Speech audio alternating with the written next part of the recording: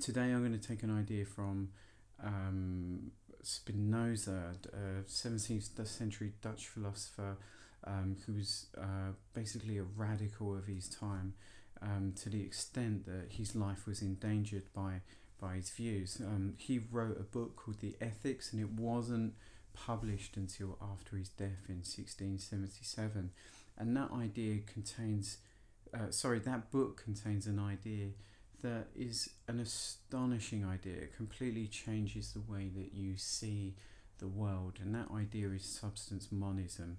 It's an idea that was absolutely central to the philosophy of Spinoza, as well as to other philosophers throughout history.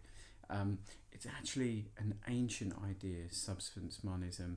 You can go all the way back to even the Stoics, the Greek and Roman philosophers, from the Hellenistic era. That is the era between Alexander's death and the end of the Roman Republic.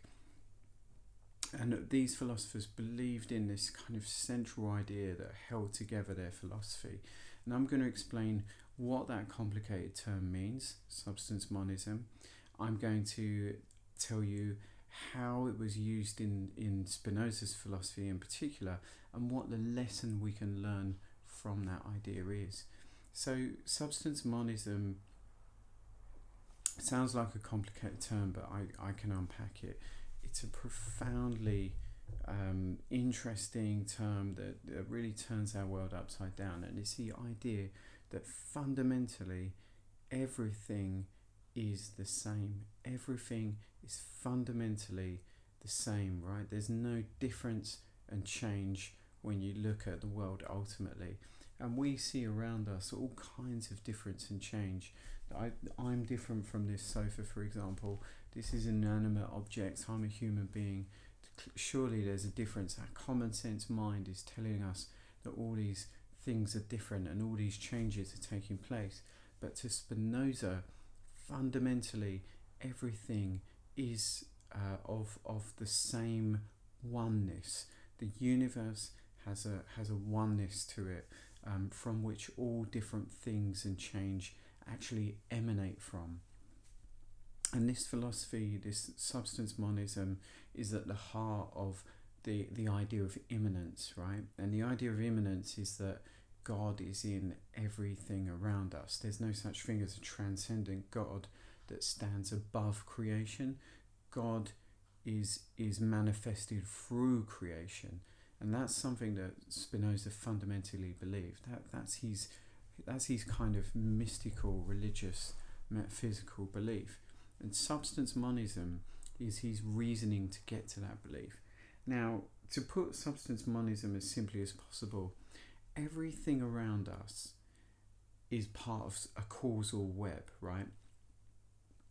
Everything is causally dependent on other things. So me being here is causally dependent on my mother giving birth to me. Me sitting in this room is causally dependent on the builders who laid the foundations and built this house that I now sit within. There's all kinds of causal relationships, this immense intricate web. Now, there must be something that lies underneath that causal web. There must be a cause that is not causally dependent on anything else, a kind of primal cause, a first cause. And Spinoza reasoned that to be substance.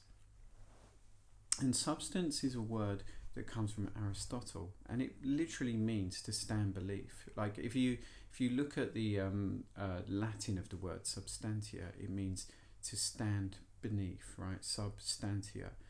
And Spinoza believed that substance was that oneness. It was that essential oneness that runs through all of existence, because it was the cause of itself, right? Substance is the cause of itself. It's the thing, when you reduce down into things, you get to like molecules and elements and things like that. It's the thing that we just can't get beyond.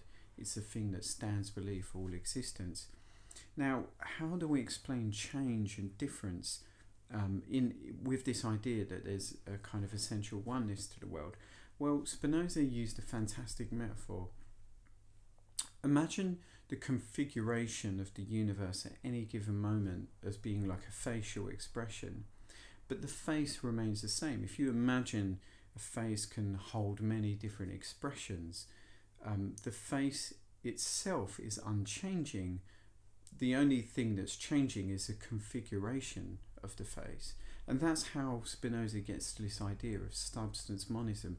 The substance is always the same. It's the thing that doesn't change beneath the appearance of things, but things still can change to our understanding in the same way that we perceive a face to be changing. And think of this other metaphor as well, the metaphor of waves on an ocean. The waves of the ocean are something we perceive as being discrete things, right? They're singular, discrete things. They have a kind of they stand out from the ground that is the ocean, but they're actually made up of the ocean. The waves are actually part of the ocean. They emerged from the ocean and they would dissolve back into the ocean once they run out of momentum. And that's another kind of way of understanding how substance monism works. And substance, just to be clear, is always that unchanging thing. And to use another metaphor about substance, as being the unchanging thing that's always beneath appearances and changes, is the idea of water. Water's always H2O, no matter what state it goes through. You can have water as frozen, as ice, which is solid. You can have water as water, which is liquid. And you can boil water and it evaporates into vapor and becomes a kind of gas. But throughout all those processes, water is still H2O. And for Spinoza, there's always that oneness in the universe. And Spinoza thought that oneness was one and the same thing as God. Spinoza believed that God and nature were the same thing. And he was a pantheist for that reason. A pantheist is someone who believes in that equality between God and nature as being one and the same thing. Some scholars, however, would argue that Spinoza is a panentheist, which is a slightly different way of looking at the world, and that's in which the nature is part of God, but not equal to God in its entirety.